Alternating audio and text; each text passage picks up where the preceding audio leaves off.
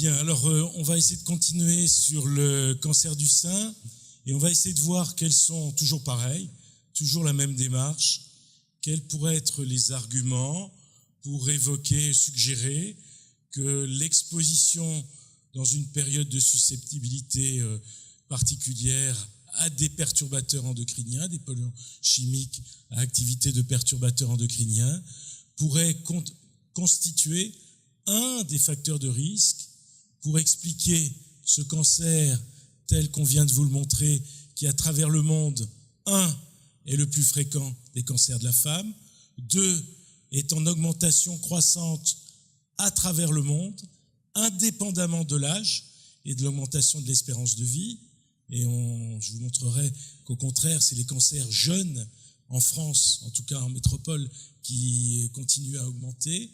Et indépendamment de l'augmentation du dépistage, il est clair que dans beaucoup de pays en voie de développement, une partie de l'augmentation de l'incidence qu'on voit, c'est que les cancers sont beaucoup plus dépistés. On sait aujourd'hui, en épidémiologie, démontrer qu'indépendamment de tout ça, il y a une augmentation de l'incidence du cancer du sein, qu'on ne comprend pas bien pourquoi, et c'est toujours la même démarche que j'ai évoquée ce matin pour d'autres maladies. On connaît des cancers du sein qui sont liés à des mutations germinales de facteurs suppresseurs tels que BRCA1 ou BRCA2. Ça ne concerne que 10% des femmes qui présentent un cancer du sein. Ça veut dire que dans 90% des cancers du sein, on ne retrouve pas de mutation germinale, j'insiste, de ces deux facteurs suppresseurs. Alors, un petit peu d'épidémiologie en complément de ce qui vient de vous être exposé de façon très claire. Ça, c'est les registres danois, vous savez qu'ils sont anciens et très très bien tenus, et on compare, est-ce que c'est l'amélioration du dépistage des cancers? Vous voyez que contrairement à d'autres cancers, comme le cancer du col de l'utérus, de l'ovaire, du pancréas ou de la thyroïde, où on a une légère augmentation, on n'a pas d'augmentation de ces cancers, alors qu'on continue à avoir une augmentation du cancer du sein au Danemark. Donc vous voyez que c'est quand même, il y a une certaine spécificité du cancer du sein. Deuxièmement, c'est le cancer le plus fréquent à travers le monde, augmentation régulière importante, s'étend à travers le monde. C'est vrai que dans les pays en voie de développement, ça rejoint un petit peu l'incidence des pays, on va dire, industrialisés, et que dans les pays industrialisés, l'augmentation se tasse un petit peu. Mais je voudrais tout de suite attirer l'attention sur quelque chose, qui est le premier élément qui a attiré l'attention sur l'environnement, c'est qu'on connaît aujourd'hui des tas de situations de migrantes. Alors la plus connue, c'est les Asiatiques qui vont aux États-Unis, mais on a aussi des Belges qui vont vivre en Australie, des Iraniennes qui viennent vivre en Italie. Quand ces populations de migrantes vont d'une zone à faible incidence vers une zone à forte incidence, au bout de 3 générations, les petites filles retrouvent l'incidence du pays d'installation. Donc visiblement, c'est pas génétique, c'est l'environnement. Mais l'environnement au sens large, on ne sait pas quel facteur. Et ça, c'est très clair. Et c'est vrai aussi bien dans l'incidence du cancer du sein que dans la gravité. C'est montré que les Iraniennes qui migraient en Italie, non seulement il y a une augmentation de fréquence, mais elles faisaient des cancers plus graves. Bien sûr, à la 3e génération. Donc on a évoqué les facteurs d'environnement. Ça, c'est intéressant, c'est les données très récentes françaises. Il y a un certain tassement, 54 000 cas de cancer du sein, l'incidence annuelle en 2015. Mais regardez, alors qu'après 50, 60 ans, il y a un tassement, voire une diminution, c'est les cancers avant 45 ans qui continuent à augmenter. Donc c'est pas l'âge. On sait que plus une femme est âgée, plus elle fait un cancer du sein jusqu'à 65 ans à peu près.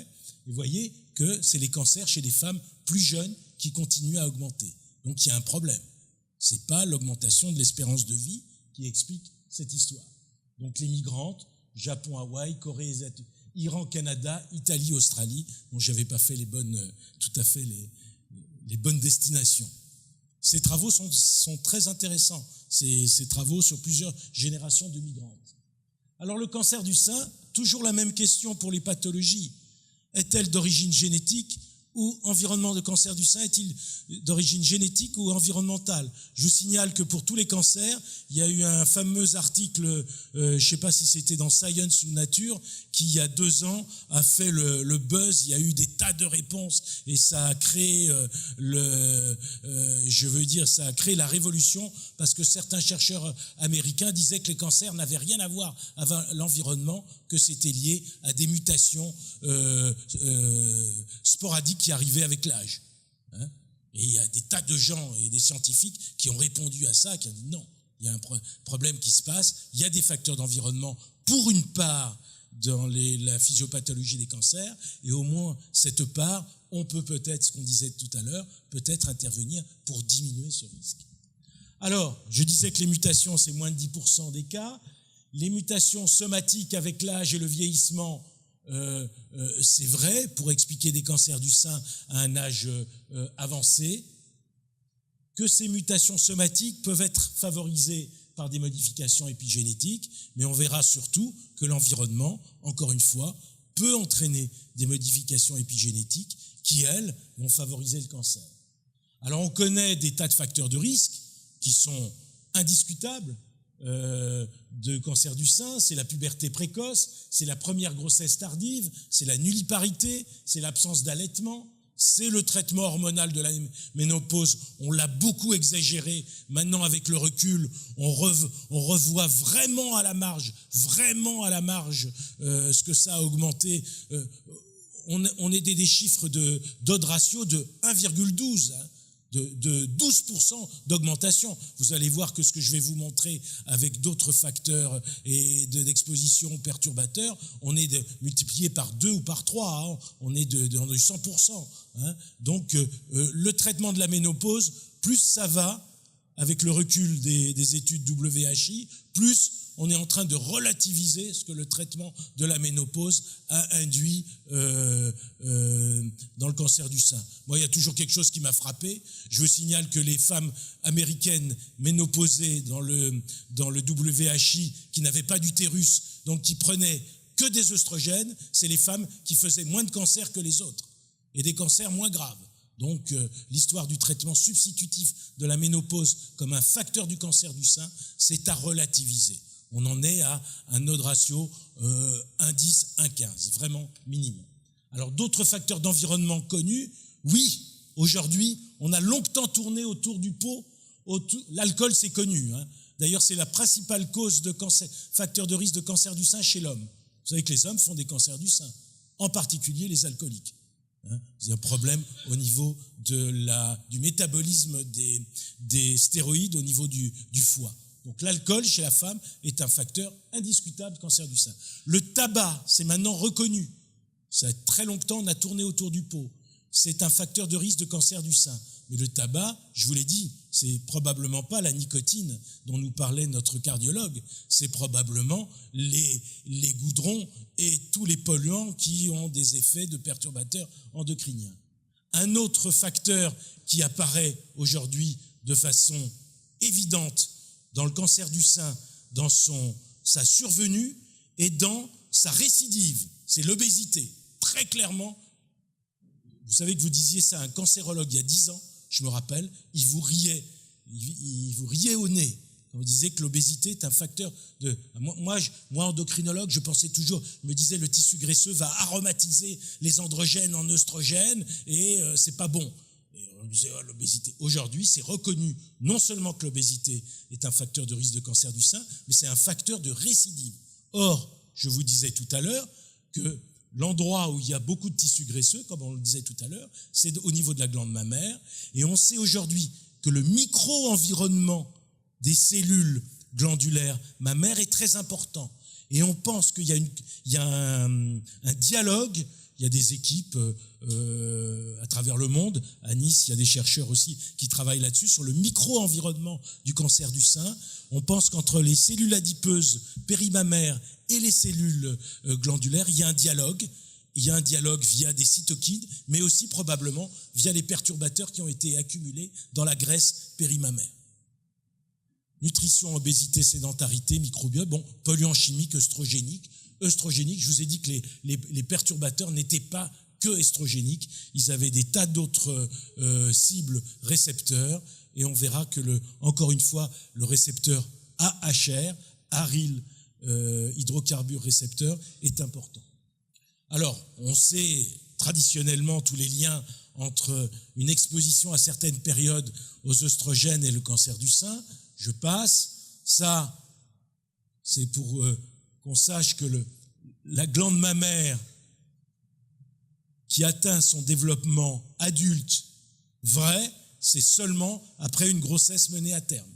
Tant qu'une femme n'a pas mené quasiment à terme une grossesse, son tissu glandulaire mammaire n'est pas un stade de développement complet, c'est-à-dire qu'elle est plus sensible à des facteurs carcinogènes. Et le sein, c'est fait pour l'allaitement, au départ. Et l'allaitement, la glande mammaire est prête à l'allaitement à la fin d'une grossesse. Alors, perturbateurs endocriniens et cancer du sein, il y a un certain nombre d'éléments, donc toujours cancer très fréquent, constante augmentation, prédisposition génétique, proportion faible, facteurs environnement suggérés, œstrogénodépendance, induit après exposition in utero au distilbène. Ça a été le premier élément épidémiologique qui a mis la puce à l'oreille sur l'éventuel lien entre le cancer du sein et l'exposition à des perturbateurs endocriniens. C'est les femmes, encore une fois, qui ont été exposées dans le ventre de leur mère au distilbène, ont fait à partir de 40 ans 2 fois plus souvent de cancer du sein, et à partir de 50 ans 3 fois plus de cancer du sein que les femmes qui n'avaient pas été exposées au distilbène dans le ventre de leur mère. Je vous montrerai la diapo. Perturbateurs endocriniens, on en parle pendant 2 jours. Je reviens là-dessus. Il n'y a pas la chlordécone là, mais il y en a d'autres. Où elle est, la képone? Je ne l'ai pas vue. Oh, ça m'avait échappé. C'est la chlordécone, la képone. Ah, merci. Je ne l'avais même pas vue. Il y a la chlordécone. Je suis content que je voulais la mettre et elle y est, en fait. Vous voyez qu'il y a 10 atomes de chlore autour de la matrice organique. Alors, quel rôle pour l'exposition aux perturbateurs? Alors, augmentation. Alors, ça, c'est des considérations générales, c'est pas des preuves. Il y a une augmentation croissante de l'utilisation des produits organiques persistants dans la chaîne alimentaire. Ces produits sont souvent lipophiles et s'accumulent dans le tissu graisseux, donc périmammaire y compris. Il y a les données du distilbène. Il y a toujours pareil, des données épidémiologiques humaines, des données expérimentales d'exposition in vivo chez le rongeur. Il y a des données qu'on peut faire avec des lignées de cancer du sein humaine, comme les fameuses cellules MCF7 que tous les gens qui travaillent sur le cancer du sein connaissent bien. Et il y a des données concernant les autres cancers hormonodépendants. Vous connaissez bien chlordécone et prostate. Dans mon équipe, on a beaucoup travaillé cancer du testicule et perturbateurs endocriniens. Le cancer germinal testiculaire, il y a des données importantes, comme le cancer de la prostate et cancer du sein, pour penser que l'exposition in utero à des perturbateurs est concernée. D'ailleurs, dans le syndrome de dysgénésie testiculaire de Skekebeck, il y a hypofertilité masculine, cryptorchidie, hypospadias et cancer testiculaire. Bon, tout ça, c'est des arguments indirects qui sont là. Maintenant, on rentre dans le dur des éléments. Ça, c'est le suivi toujours de la cohorte. C'est Madame Palmer, grande épidémiologiste aussi américaine, qui a suivi, dans le cadre National Cancer Institute, la cohorte des enfants, puis adultes, qui avaient été soumis au distilbène dans le ventre de leur mère. Et voilà, qu'est-ce qu'on voit? Quand vous voyez le nombre, c'est 4800 femmes versus 2000 contrôles. On n'est pas dans les petites cohortes, et c'est du prospectif. Et qu'est-ce qu'on voit? On voit, vous connaissez bien les courbes de Kaplan-Meier, et vous voyez que à partir de 40 ans, l'augmentation du cancer multiplié par 2, à partir de 50 ans, odds ratio multiplié par 3. Donc là, on n'est pas comme le traitement de la ménopause dans le 1,12 ou 1,15 d'odds ratio.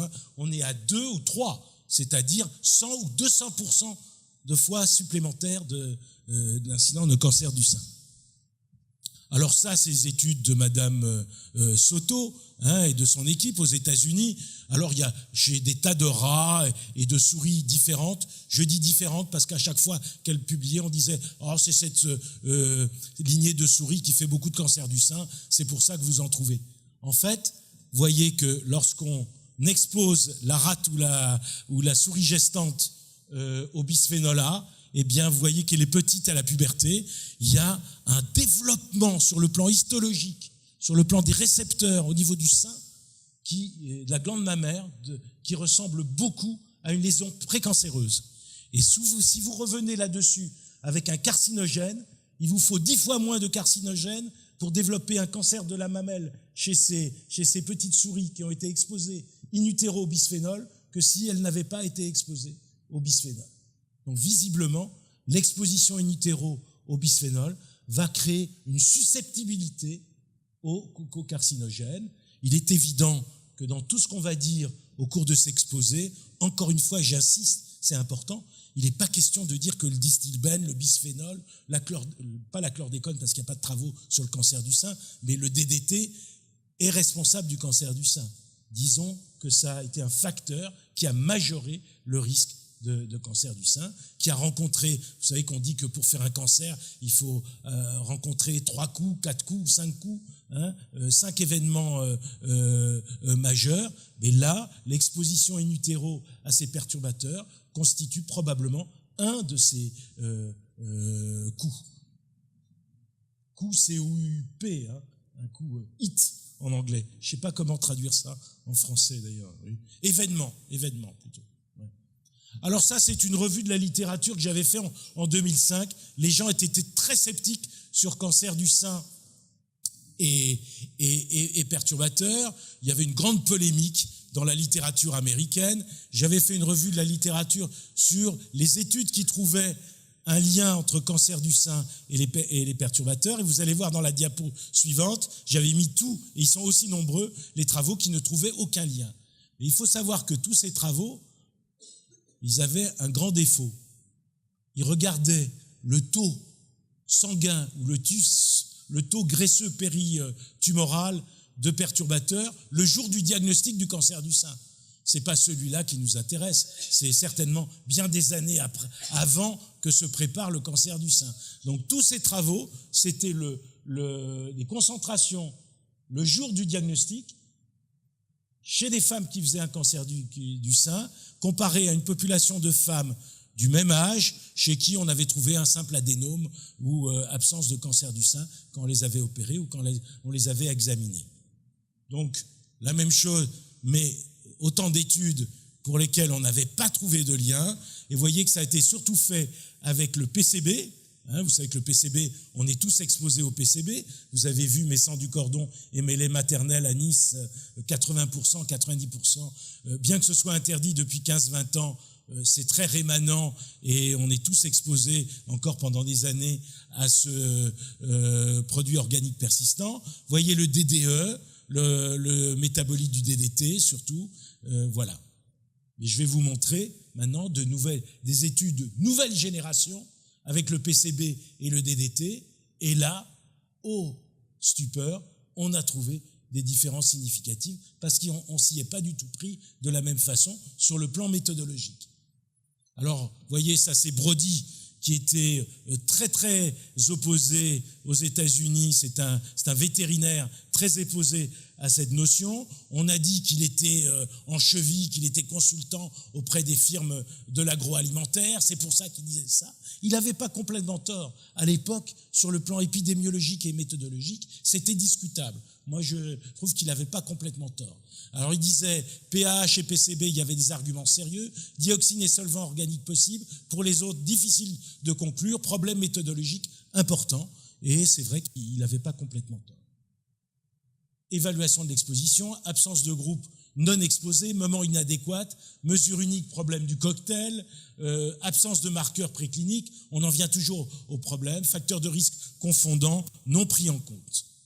Alors, maintenant, on va regarder, ça c'est un peu le commentaire que j'avais fait à tous ces travaux à l'époque, et j'avais dit, d'abord, ces produits se bioaccumulent, c'est vrai, ça c'est très intéressant pour étudier la bioaccumulation, ça s'est fait dans les lacs américains, c'est des taux de PCB entre les taux que vous trouvez dans le sol, dans les petits végétaux là, puis vous avez la chaîne de bioaccumulation et la graisse du goéland, vous avez un facteur multiplicatif par 25 millions. C'est-à-dire dans la graisse du goéland, il y a 25 millions de fois plus de PCB que dans le plancton ou dans les végétaux. Pourquoi ? Parce qu'au fur et à mesure que de la chaîne, les crustacés ont mangé le plancton, les petits poissons ont mangé les crustacés, les plus gros poissons ont mangé les petits poissons et les oiseaux ont mangé les gros poissons. Et vous avez l'accumulation dans le tissu graisseux, c'est quelque chose qui est connu par les biologistes et toxicologues, c'est le phénomène de bioaccumulation. On peut penser d'ailleurs avec la chlordécone dans les poissons, c'est ce qui se passe aussi. Et donc vous voyez que quand vous dosez dans l'eau ou dans le plancton, c'est pas du tout la même chose que vous allez doser dans la graisse des cormorans ou vous allez doser dans la graisse éventuellement d'une femme. Donc ça c'est le phénomène de bioaccumulation. Ça, c'est pour vous dire combien c'est important la graisse, les adipocytes dans le sein et les dialogues qui s'instaurent au niveau du micro-environnement qui est aujourd'hui très étudié. Il y a aussi, ça c'est pour répondre à l'effet cocktail, c'est déjà un vieux travail qui a été fait en Andalousie. Andalousie, c'est comme la Beauce, hein, c'est une région très fortement agriculture très intensive, et on a pris des femmes agricultrices et les femmes qui habitaient à Séville, qui étaient urbaines, du même âge, et on a regardé leur concentration de pesticides et leur risque de développer un cancer du sein. Et on a trouvé que quand on prenait un pesticide tout seul, il n'y avait pas de différence. Mais quand on prenait 10 ou 16 pesticides ensemble, la différence était non seulement significative, elle était énorme. Quand une femme avait un taux élevé du cocktail de 16 pesticides, elle avait 5 à 6 fois plus de risque de développer un cancer du sein que celle qui avait le cocktail au plus bas. Donc là, c'est l'effet cocktail. Montre bien que là, on regarde un seul pesticide, on trouve rien de significatif. Quand on regarde un ensemble de pesticides, et Dieu sait qu'en Andalousie, les Espagnols, ils les utilisent largement. Hein. Le bio, il n'est pas trop en Espagne. Mais bon. Fenêtre de susceptibilité, cancer du sein. Ça, c'est l'autre problème. Alors, ça, c'est intéressant. C'est Pascal Guénel qui dirige une unité d'épidémiologie à Villejuif, qui a fait faire une thèse sur cancer du sein et perturbateurs, dont j'ai été un des rapporteurs et membre du jury, et il me disait, tu vois Patrick, il y a quelques années, tu vois, on trouve dans la littérature, tu vois, il n'y a rien qui sort avec le DDT, il n'y a rien qui sort avec le PCB, et franchement, je sais pas pourquoi tu penses qu'il y a un problème avec l'exposition. Forcément, tous ces travaux quasiment, c'est le jour du diagnostic, et les seules choses qui sortent un petit peu significatives, c'est ceux qui ont utilisé des banques historiques, c'est-à-dire qui ont dosé le PCB ou le DDT bien avant. Et je vais vous illustrer ça par 2 travaux magnifiques, toujours de Barbara Cohn, une épidémiologiste vraiment très très brillante. Ça, c'est l'étude Cécile, c'est son étude à lui. Ah oui, dernier argument qu'il me disait, Pascal Guénel, c'est rigolo d'ailleurs, c'était en 2009, il me disait, tu vois, non seulement on ne trouve pas de différence significative, mais mon élève, elle a trouvé un risque diminué avec le PCB 153. Mais je lui dis, des risques diminués et significatifs, c'est très intéressant. D'autant qu'on est allé regarder les congénères des PCB, il y en a 200 PCB différents. Il y a des PCB qui sont œstrogéniques et il y a des PCB qui sont anti-œstrogéniques. Et il y a des PCB qui agissent par d'autres récepteurs. Et on est allé regarder celui-là, il était anti-œstrogénique. J'ai dit, mais tu as trouvé un résultat formidable. Tu as trouvé un lien direct entre une diminution du risque de cancer du sein et l'exposition à ce PCB qui était anti-œstrogénique. Et alors maintenant, les travaux de Madame Cohn, Barbara par son prénom, pour qui j'ai vraiment une très grande admiration, qui a utilisé cette fameuse banque de sang qui a été faite au moment dans les maternités et qui a suivi les femmes pendant très longtemps, les filles qui sont devenues femmes, et elle a regardé le risque pour ces femmes avant 50 ans de développer un cancer du sein et le dosage qui avait été fait dans le postpartum immédiat de PCB, c'est-à-dire 50 ans auparavant. Et là, qu'est-ce qu'elle a trouvé? Pour certains PCB qui ne sont pas le PCB 153, qui sont d'autres PCB qui sont, eux, œstrogéniques ou qui interviennent par le récepteur AHR, elle a trouvé un risque majoré dans les quartiles les plus élevés pour développer un cancer du sein. Et pour le PCB 203, vous avez 6 fois plus de risque de développer un cancer du sein si dans le postpartum, la mère avait un taux de PCB dans le quartile supérieur. 6 fois plus de risque de développer un cancer du sein pour la fille de cette mère qui avait un taux élevé de PCB. Et vous voyez que pour le PCB 167 et 187, elle a trouvé, comme Pascal Guénel, un risque diminué parce que ces PCB étaient, anti-œstrogéniques. C'est toute la complexité, ça montre aussi toute la complexité, parce qu'on est soumis à tous ces... Mais là, on voit un lien statistique qui est indiscutable. Là, c'est un travail extrêmement rigoureux. C'est une étude prospective longitudinale avec des taux qui ont été pris 50 ans avant. Et on a suivi la cohorte et on a regardé qui faisait des cancers du sein et qui ne faisait pas de cancer du sein. Et sur le plan épidémiologique, je pense que notre épidémiologiste distingué ne va pas me contredire parce que moi je ne suis pas épidémiologiste, je pense que c'est très rigoureux sur le plan méthodologique. Alors elle a fait la même chose avec le DDT. Je veux vous le montrer tout de suite. Ah non, c'est trop loin, alors je ne vous le montre pas tout de suite, sinon ça me fait aller trop loin. Ça, c'est un petit clin d'œil de nos amis de l'école vétérinaire de Nantes qui nous font les dosages de pesticides. C'est l'équipe de Bruno Lebizec et de Jean-Philippe Antignac qui sont les référents en France et même en Europe pour les dosages des perturbateurs endocriniens. Ils ont fait un truc chez les chiennes de la région bretonne et ils ont trouvé que pour certains PCB, des chiennes qui avaient développé un cancer de la mamelle qui est très fréquent chez la chienne, mais celles qui avaient développé un cancer avaient certains PCB plus élevés que celles qui n'avaient pas développé.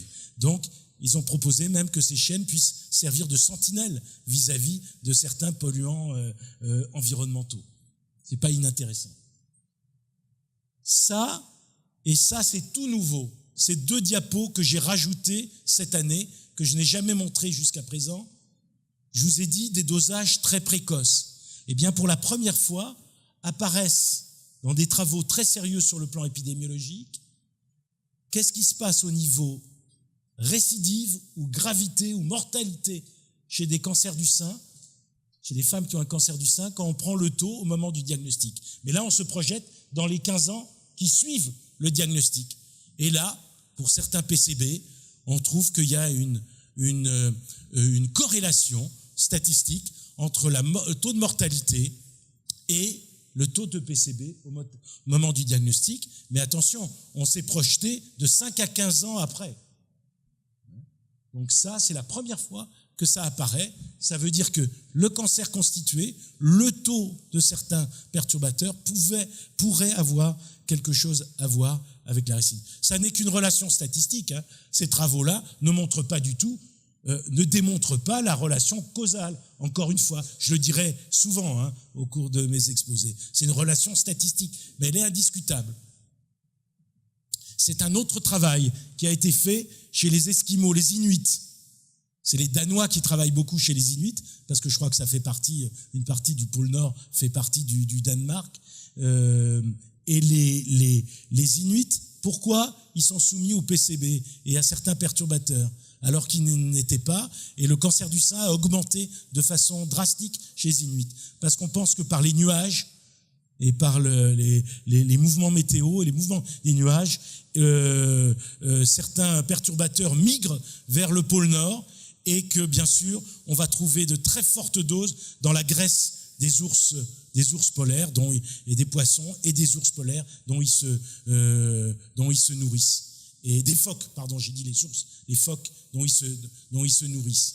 Et alors, c'est des travaux qui ont été faits chez les Inuits, et on trouve aussi dans des corrélations entre certains perturbateurs et le cancer du sein. Voilà. Ça, c'est toujours pour montrer que la revue de la littérature ne montrait rien avec le DDT.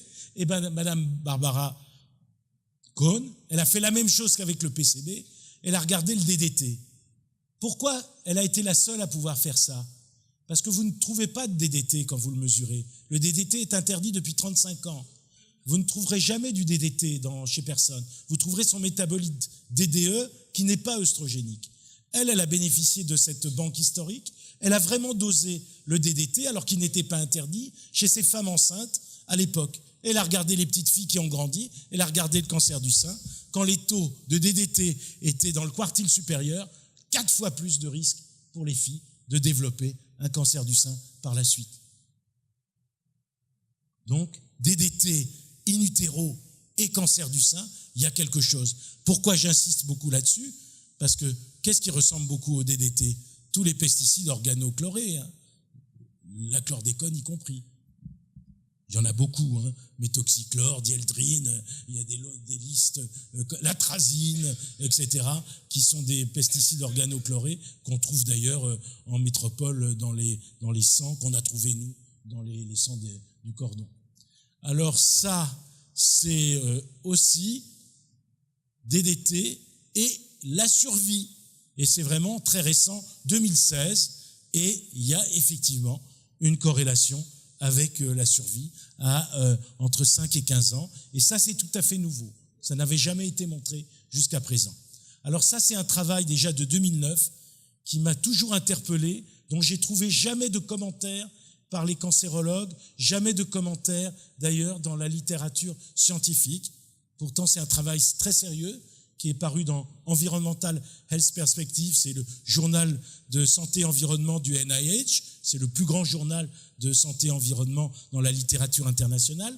C'est des cultures de cellules de cancer du sein de femmes humaines. Et on fait comme un antibiotique, on teste différents drogues chimiothérapiques que vous connaissez bien, doxorubicine, cisplatine, vinblastine. Et qu'est-ce qu'elles font, ces drogues? C'est ce qu'on donne en chimiothérapie dans le cancer du sein, de façon non ciblée. C'est de la chimiothérapie classique, là, non ciblée. Vous avez une diminution de la prolifération des cellules cancéreuses mammaires humaines. Eh bien, ils ont rajouté un tout petit peu de bisphénol A aux concentrations que j'ai trouvées, moi, à Nice, au sang du cordon, c'est-à-dire 1 nanomolaire de bisphénol, qui est faible et qu'on a tous dans le sang. Et qu'est-ce qu'ils ont constaté quand ils rajoutent en noir, c'est sans bisphénol, vous avez une diminution de la prolifération avec vos drogues, et quand vous rajoutez du bisphénol, c'est en blanc, ben vous neutralisez l'effet antiprolifératif des drogues chimiothérapiques. Moi, ça m'embête parce que vous donnez comment les drogues chimiothérapiques? Avec une perfusion. Et j'ai demandé à mon pharmacien au CHU de Nice de regarder si dans des poches de perfusion, il y avait du bisphénol. Il m'a dit, il y a 3 fournisseurs. Alors j'ai dit, vous envoyez une lettre et vous demandez s'il y a du bisphénol A dans ces poches. Le premier, il a dit, je vous jure qu'il n'y a pas de bisphénol A. Alors j'ai dit, écrivez-le. Il a écrit. Il n'y a pas de bisphénol A. Il a envoyé la lettre. Le deuxième, il a dit, il n'y a pas de bisphénol A, je vous le jure. On lui a demandé d'écrire, il n'a pas voulu écrire. Et le troisième, il a dit, je ne peux pas vous répondre. Donc, il y a du bisphénol A, Nous, on a fait des dosages au sang du cordon et on a trouvé pour certains sangs du cordon 10 fois plus de bisphénol A que les autres. Et on est allé à la maternité, on a regardé, c'est des femmes qui étaient rentrées 24 heures avant l'expulsion et qui avaient été mises sous perfusion. Juste de glucosé ou en attente, mais dans une poche et qui avaient diffusé du bisphénol. Donc là, ça interpelle quand même. On peut se demander s'il faut continuer à donner des drogues chimiothérapiques anticancéreuses dans des poches de perfusion qui relarguent du bisphénol A, puisque vous avez... Alors là, c'était indépendant du cancer, qu'il soit ER positif ou ER négatif. Vous voyez que le bisphénol A, ça passe pas par le récepteur classique des œstrogènes. Nous avons montré, comme d'autres, il y a des Italiens qui ont montré ça dans le cancer du sein, nous dans le cancer du testicule, que ça passait par un récepteur membranaire des œstrogènes qui s'appelle GPR30. Ça a été bien montré par le nom de l'équipe italienne, plusieurs équipes italiennes, largement dans le cancer du sein. Bon, voilà, mécanisme d'action. Alors, voilà le seul travail, déjà très ancien, 2001, que j'ai trouvé, parce que bien sûr, venant à Fort-de-France, je suis allé dans Medline et j'ai regardé, j'avais jamais rien vu, j'ai mis chlordécone et cancer du sein. Et j'ai attendu, ça a été vite vu, il y avait un travail, la képone, qui perturbe les jonctions adhérentes dans les cellules épithéliales mammaires. Or, on sait que tout ce qui perturbe les jonctions communicantes, les jonctions adhérentes, les jonctions entre cellules, c'est carcinogène. Nous, on avait travaillé avec le lindane et le séminome, le cancer testiculaire, et on avait montré que le lindane perturbait les jonctions communicantes et était carcinogène. Et là, ce travail a montré donc la chlordécone. Bon, et quant au chlordécone et cancer, bon, il y a un très beau travail donc, que vous connaissez tous donc, ici, qui a été fait en Guadeloupe sur le cancer de la prostate, mais il n'y a pas de travaux qui essayent de rapporter autre que ce travail in vitro sur chlordécone et cancer du sein. On peut se poser la question, j'ai pas de réponse, je dis pas que la chlordécone favorise le cancer du sein, je ne sais pas.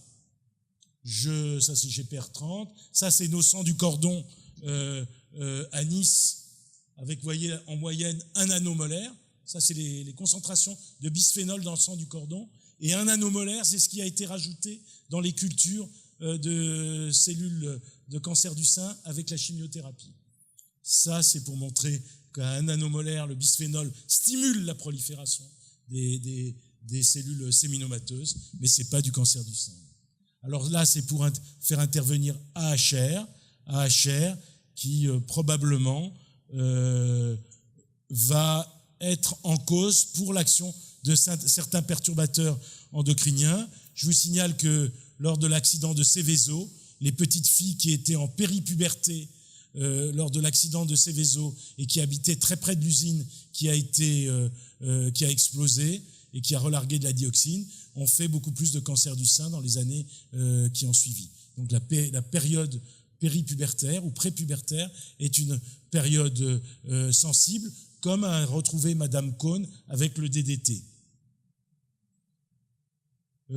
Ça, c'est pour vous montrer, ça a été fait chez les Inuits, que les POP, les perturbateurs endocriniens, ils pouvaient avoir une action sur le récepteur aux œstrogènes, sur les actions sur les récepteurs aux androgènes, mais ils avaient aussi une action sur des récepteurs qui n'avaient rien à voir avec ces deux récepteurs, qui est là, en l'occurrence, c'est AHR.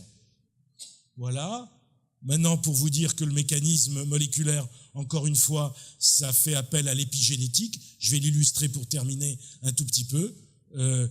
On a montré expérimentalement chez l'animal que si on soumettait des rats ou des souris gestantes in utero à des perturbateurs endocriniens, eh bien, certains de leurs gènes suppresseurs s'hyperméthylaient et donc elle a été moins exprimée.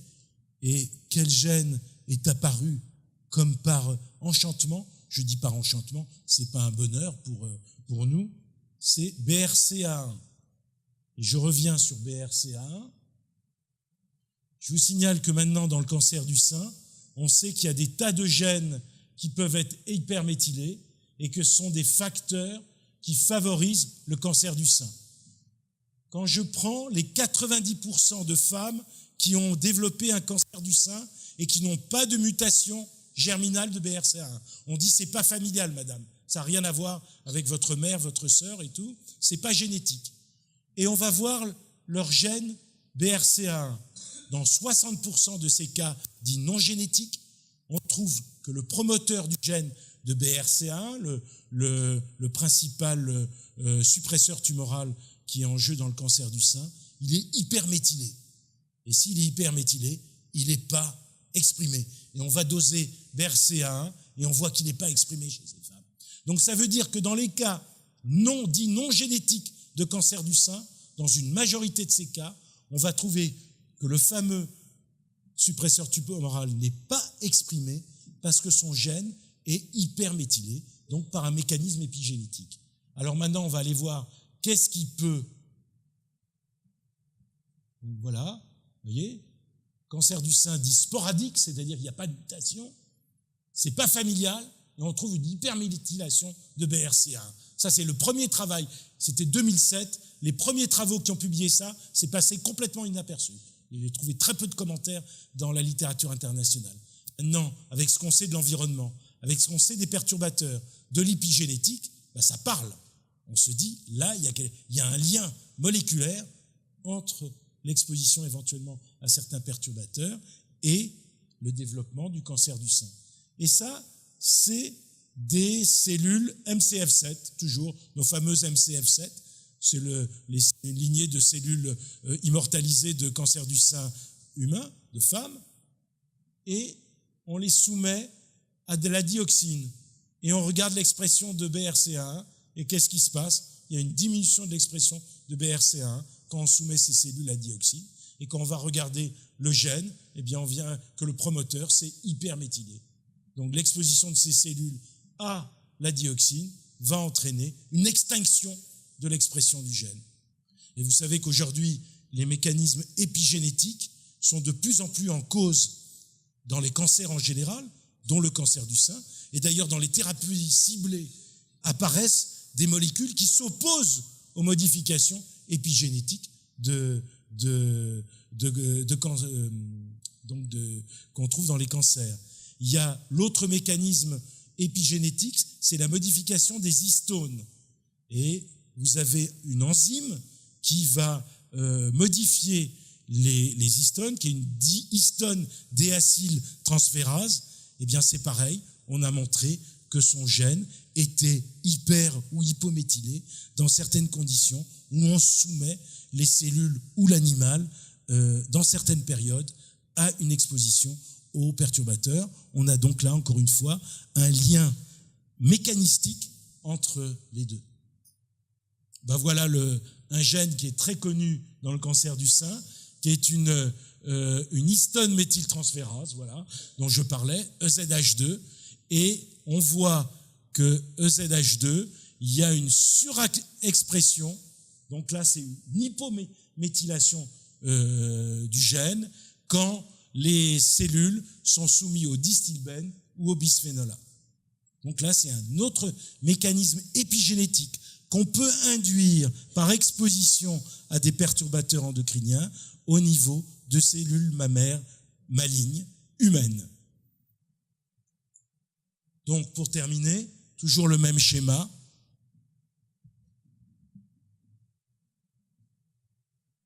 Une exposition à des perturbateurs endocriniens dans certaines périodes de susceptibilité. On sait très bien que le cancer du sein, les périodes de susceptibilité, c'est la vie fœtale, la période périnatale, la période pré- et péripubertaire et la grossesse. On sait que pendant la grossesse. Après, il y a moins de sensibilité des cellules à l'exposition aux perturbateurs endocriniens. Et on voit donc que par le biais de modifications épigénétiques, ces expositions pourraient contribuer à augmenter certains facteurs de risque qui participent à la survenue du cancer du sein. Je voudrais être très prudent, ce ne sont que des facteurs de risque supplémentaires, mais là, on a probablement des facteurs de risque qui viennent s'ajouter aux facteurs de risque connus. Voilà, la même chose. Qu'est-ce qu'il faut faire aujourd'hui? Développer des études épidémiologiques puissantes, longitudinales prospectives. Vous saurez si le chlordécone favorise le cancer du sein que dans 20 ou 30 ans, malheureusement, à condition de démarrer des cohortes aujourd'hui. Ce que je vous invite à faire d'ailleurs en Martinique, il y a des très belles cohortes qui ont démarré, qui sont en Guadeloupe. Pour le cancer du sein, on aura les résultats que dans bien des années. Longitudinale prospective, des périodes d'exposition critiques, des effets cocktails qui sont pris en compte, identifier des biomarqueurs d'exposition pour répondre à Michel Pujas, modifications épigénétiques qui doivent être recherchées en tout premier lieu, et bien sûr, mettre, j'en ai pas encore beaucoup parlé, des facteurs de susceptibilité génétique, ça vaut le coup. Je vais revenir juste pour terminer sur une diapo, si je vais essayer d'aller très vite pour la trouver, parce que ça me paraît intéressant. C'est celle-là. À l'époque, on disait PCB, mesuré au moment du diagnostic, il n'y a pas de lien statistique avec le cancer du sein. Mais il y a des gens, American Journal of Epidemiology, 2004, qui sont allés regarder le polymorphisme des gènes qui codent pour les enzymes de détoxification. C'est exactement ce que ont fait nos collègues en Guadeloupe. Ils ont regardé le polymorphisme des gènes qui codent pour les enzymes qui détoxifient la chlordécone, qui détruit la chlordécone au niveau du foie. Et ils ont montré que les hommes guadeloupéens qui avaient un certain polymorphisme pour ces gènes qui codent pour ces enzymes faisaient beaucoup plus de cancer de la prostate si tous les autres facteurs étaient similaires, même si le taux de la chlordécone était similaire dans leur sang. En fait, parce qu'on est tous exposés aux mêmes perturbateurs, mais on n'est pas sensible de la même façon parce que le foie, qui est l'organe qui détoxifie, ne agit pas de la même façon. Je prends un exemple très simple pour l'illustrer, que je donne toujours. Vous buvez un verre d'alcool, il y a des gens, c'est rien du tout. Ils peuvent en boire 10, il ne se passe rien. Il y a des gens, il y a des femmes ou des hommes, les Asiatiques, hein, mon ami japonais là, dont je parlais ce matin, vous ne lui faites pas boire un verre d'alcool. Au bout d'un verre, il est très très mal. Et probablement parce qu'il ne détoxifie pas de la même façon et donc il a un polymorphisme qui n'est pas en faveur des enzymes, une activité très forte de ces enzymes de détoxification. Alors ils ont vu que si on prenait cette étude PCB cancer du sein, pour le sous-groupe des femmes qui avaient un certain polymorphisme des enzymes, des cytochromes P450 qui détoxifient ces perturbateurs, le PCB en l'occurrence, mais là on trouvait un risque majoré significatif au niveau statistique. Vous voyez que les choses sont finalement relativement complexes. On ne peut pas dire un produit va donner cancer, va contribuer dans certaines conditions et pour certaines personnes et pas pour tout le monde. Voilà. Je crois que j'ai terminé. Je vous remercie.